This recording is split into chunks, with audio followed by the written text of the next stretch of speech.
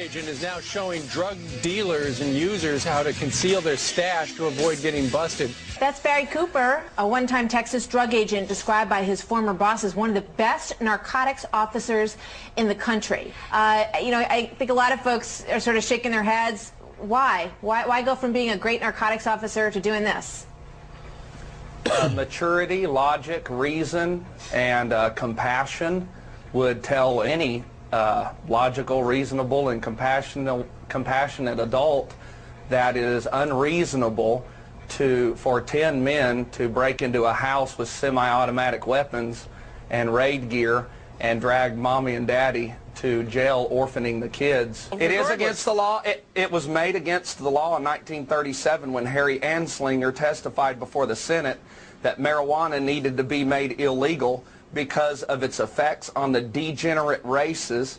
And I'll quote him when he said before the Senate that marijuana causes white women to seek relations with Negroes, and marijuana has been illegal ever since, and the debate is over. It's much safer than alcohol, and the harm we're causing on American citizens by placing them in prison and jail where they can be murdered, stabbed, or raped for such a harmless plant is a greater harm we're causing than if we would have just allowed them to smoke the pot.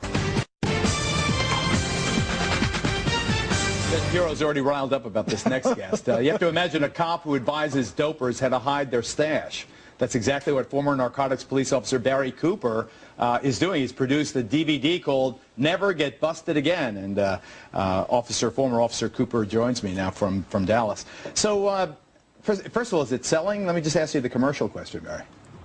Oh, yes, sir. We've sold over 10,000 copies worldwide in the last 6 months with over 18 million hits on our website, nevergetbusted.com. And why, and this is obviously this is the $64 question here, why does a cop advising criminals how to beat the law?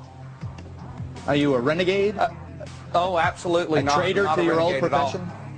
No. I'm an American citizen, and I used logic, reason, and the real facts about the safety of marijuana, and then I mixed compassion in with that, and I realized that 10 of my comrades crashing into a house at 3 in the morning after we threw flash grenades in the window to take mommy and daddy to jail for marijuana is much more side effects than the marijuana itself. Okay, I can dig that. But what if it's crack cocaine? What if it's heroin? What if it's crystal meth?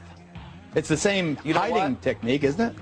Okay, yeah, but listen, prohibition never changes the demand. It only changes the supplier. We took alcohol out of the hands of Coors and put it into the hands of Al Capone. There's a lot of people that would much rather be going to Marlboro to get their marijuana and even other drugs, but we've taken it out of the hands of them. Okay, got the argument. Sorry. DVD, Never Get Busted Again, Judge. Barry, let me ask you a question. How long were you a cop? I was a cop for 8 years. Okay, and you had, as I understand it, 500 arrests during the course of those 8 years? 500 drug arrests? Yes. 800. I bought kilos of cocaine undercover. Okay. I ran over 100 search warrants. All right. My understanding, the way I figure it, is 300 felony arrests, 500 misdemeanor arrests. You had 5 a month misdemeanors, 3 a month felonies. Do you think that that's a significant experience that gives you the experience and the ability to make a commentary on the whole legal system that cops wouldn't die if we legalized drugs? I mean, absolutely. 5 cases a month, and you think that you're going to change the system? Absolutely, it gives me that because I'm an American citizen and I am experienced more than other narcotics officers. And what I've makes worked in joint operations. Well, look, $500,000 in assets in 8 years is nothing. There are cops in New York City who do that every year. You know what? And as an American citizen, aren't you aware that you can change the laws?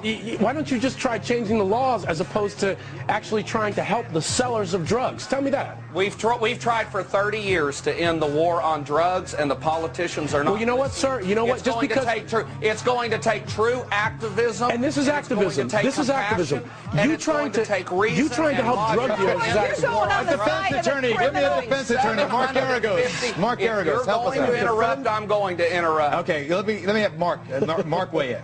Let me just weigh in for a second. Go ahead. The guy's not doing anything that I can see that's illegal. He wants to make a statement.